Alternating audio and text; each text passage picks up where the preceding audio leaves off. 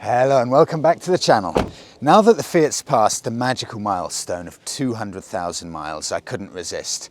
I thought it's the perfect opportunity to celebrate that by doing a full review of the car and what's the ownership experience been like, because we bought it 5 years ago when it had 118,000 miles. It's now just past the 200,000 mile mark. In reality, it's closer to 201,000 miles. So, what's it been like living with? How expensive has it been to live with? And how's it coped with living a surprisingly difficult life?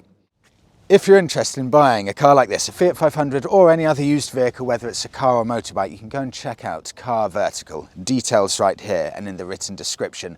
You can check out your entire car's history, whether it's ever been written off, has it ever been used as a taxi, and importantly, and this is what has caught quite a few people out in the past, does it have any outstanding finance? So I recently did a check on this exact Fiat 500 and you can see me just scrolling through it here.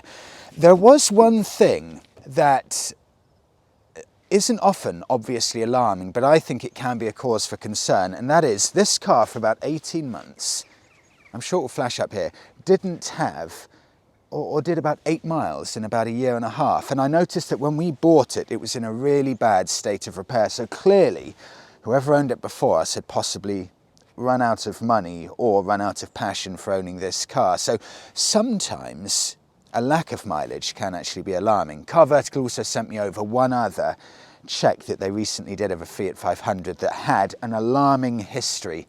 Don't know which way Monica will film right here. Yeah. And you can see there, it's actually got the pictures of the car when it was written off. So you can see all of the damage when that crash happened. And then you've got all the information to make the right call as to whether you should buy the vehicle.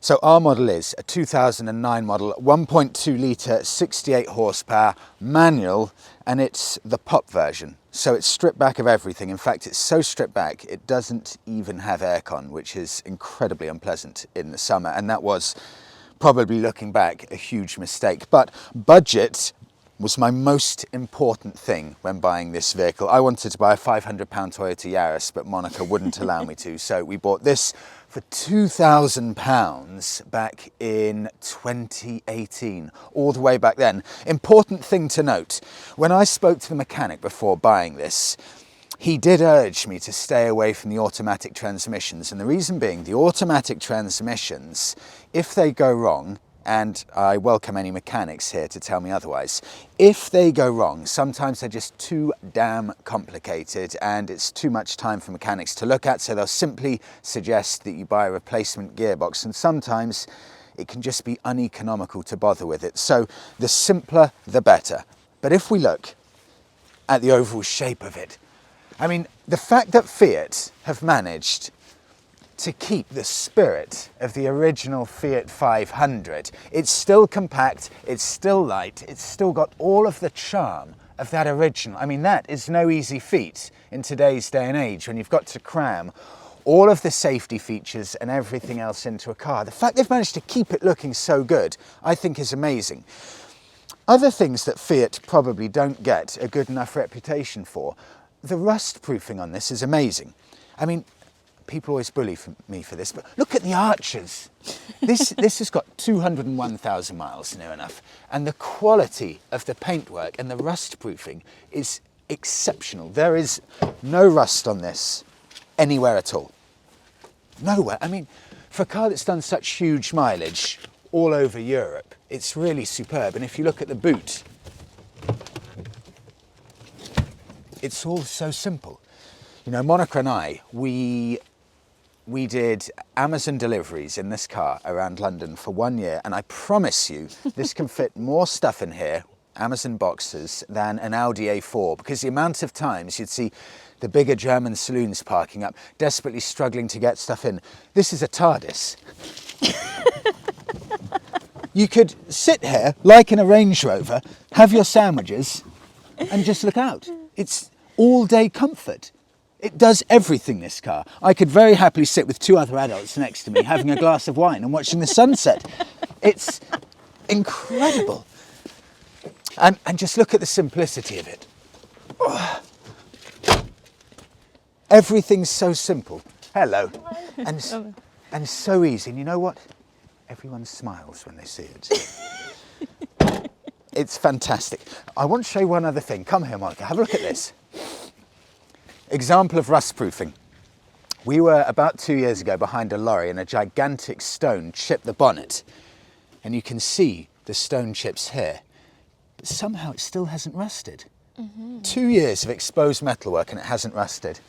On Instagram, someone said to Monica, Monica, you do know there's a secret compartment under the seat. And that was Nick, Moto UK. Was it? Yes. It was Nick. Yes. So Nick said this, and Monica said to me, Freddie, is there a secret compartment? I said, Monica, look, we've had the car for 5 years. I promise you there isn't a secret compartment. And then I thought, okay, maybe I should check.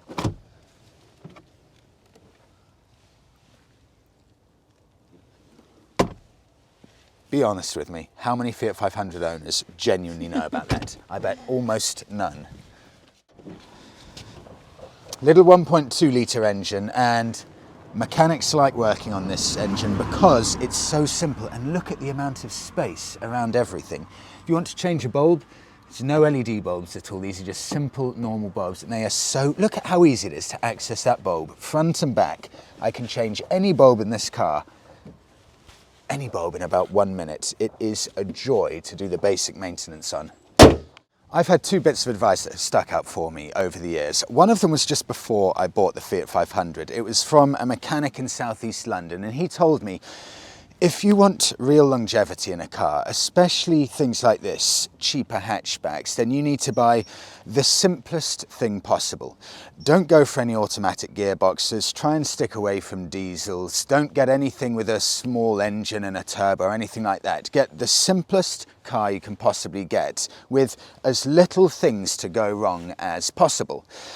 The other bit of advice I got was from a gentleman who told me the great thing about Italian and French cars is that once everything on them that's meant to break has broken, what you're left with at the very core is a rugged, reliable little car. Both the door handles have broken in the time that we've had it, the fan doesn't work, even the key's broken, the rear windscreen wiper's broken. Most of the things that can break have broken. In fact, all you're really left with is an engine, four wheels and a body. There's nothing else to this car.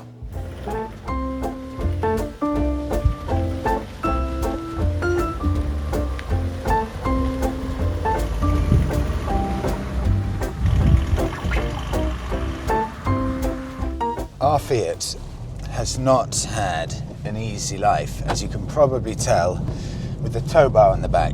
It's done 3 tours of Europe, one down to Tenerife, one down to Sicily, and the other one to Tuscany, all towing a 300 kilogram trailer with my Triumph Bonneville motorcycle attached.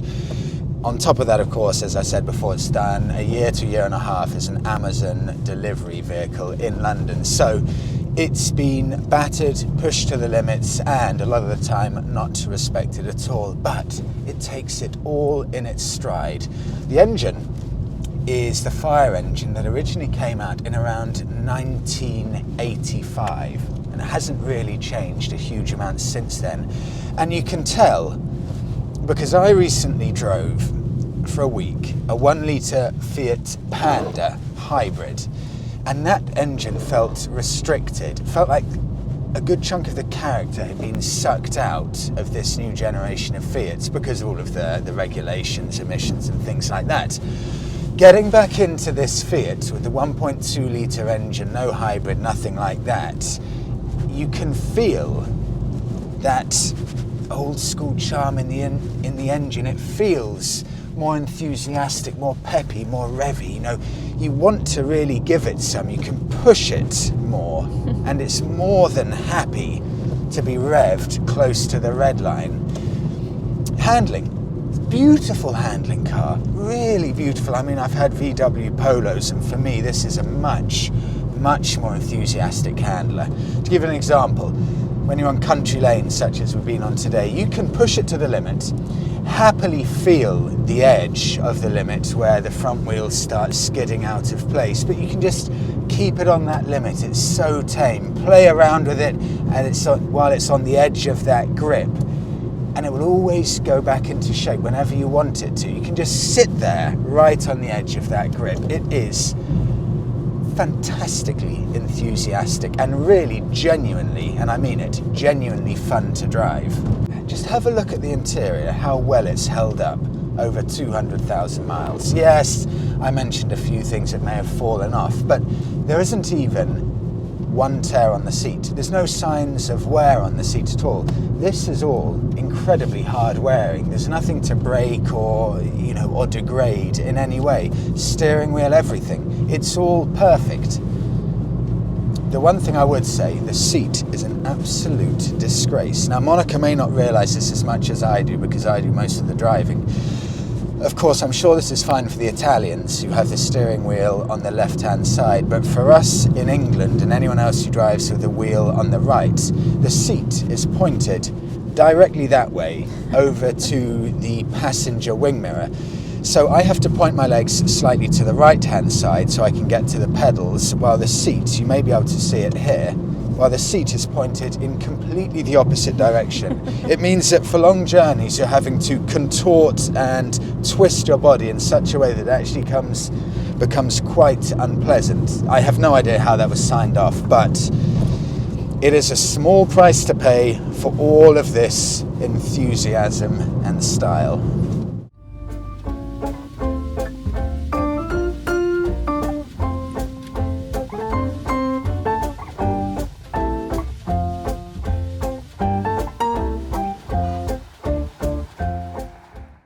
Right, service history. I have every bit of service history since December 2015. That is pretty much to the day 7 years ago. Important things to note, that is the original engine and, to the very, very best of my knowledge, the original gearbox, both original. I also thought the clutch was original, but it looks like I've got a short-term memory because I was flicking through the service history and we did have the clutch done. So I've totted it up since December 2015, 7 years, the cost. This shocked me yesterday night when I did it, I'll be completely honest, I thought it was less. £3,702 in 7 years. That means, if my maths is correct, £500 a year maintenance on average, and that is from 105,000 miles 7 years ago to 201,000 miles now. That makes it 96,000 miles at a cost of £3,700. I've almost been a bit unlucky because if you have a listen here, I'll just flick through the main bits of service history since 7 years ago. Very few of these bits are anything serious, just a lot of fairly small bits. So you've got the door handles, which of course just disintegrate, they're so badly built. That's door handle. Here, when we first bought it, both front brakes and discs, that's brakes and pads. You've got the rear wheel cylinders, you've got the wheel bearing was leaking, tyres worn, shock absorber worn, needed replacing on the left and the right, rear shock absorbers as a pair needed, both rear coil springs needed, both rear coil springs corroded. It was everything suspension-wise on the car was just completely shot. It clearly hadn't been looked after for about 2 years, and that was a cost of £438.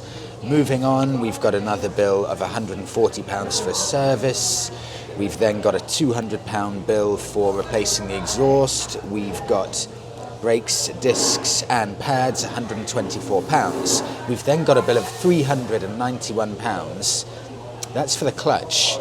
That was replaced at 137,000 miles. That's not cheap for the clutch, £391. That is a big expense. I then had an issue where the car just completely died. No one could figure out what it was. Took it to Fiat. Fiat had the car for 10 days trying to figure it out at a cost, purely diagnostic cost, of £408. And that's because an earth wire had corroded just under the seat. So one tiny bit of corroded wire cost £408 and many, many hours of man hours from Fiat. £400 cost. After that, shortly after, £422 cost, anti-roll bar link, shock absorber, left stabiliser link, it's just suspension. all of the suspension had disintegrated. I think we spent about £1,200 or so. I then carry on another bill for £468. That's a standard service, and bits like the water pump kit and also the timing belt, which needs to be done every 70,000 miles. So everything here, I could then go on and on, but everything here is just fairly standard wear and tear. You know, suspension, exhaust, water pump, you know, timing belt, all these things are just standard wear and tear that you're going to have to do. And that stuff, with the exception of the £400 bill for the corroded earth wire, which in the end being probably a £5 replacement, everything's wear and tear over the space of near enough 100,000 miles, which a lot of people would consider being the entire lifetime of a car. So we have done a lot of mileage. So yes, it's alarming, £3,700, but when you spread it out over 100,000 miles, it's probably not that bad at all. One more point to mention. In the past 2 years, I think the car's cost us around about £240 or so. So that huge chunk of money came within a relatively very small space of time. One other thing to bear in mind.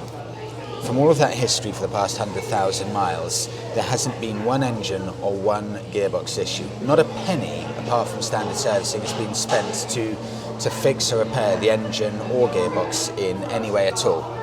Right, the running costs in general. Tax for this car, £30 a year, which when you bear in mind all new cars I think are over £100 a year. That makes this extremely economical on that front. MPG, we average around 54 MPG in this car, and the brand new Fiat Panda that I had for a week, 1 litre hybrid, that averaged 56 MPG. So a 14 or 13 year gap in the cars with the hybrid technology from a brand new Panda, and you still only get, as far as I'm concerned, an extra 2 MPG on top of that. I just insured the car for a year, £164 to insure that car for social, domestic, pleasure and business driving for 2 people. It's just superb value. It's also economical and environmentally friendly, so it's ULEZ compliant, so you don't have to pay any ULEZ charges if you're driving into London at all.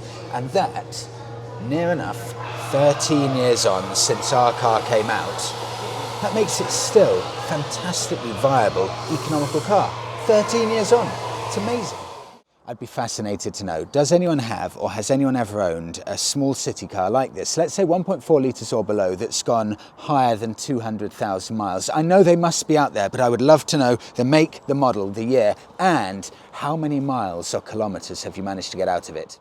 Well, that's it. I mean, I can't believe it. I never thought that once we bought this Fiat 500, we'd end up having it for so many miles and so many years after buying it. I thought that maybe it would be a stopgap kind of car, but it just gets under your skin, and I don't think I could ever part with it.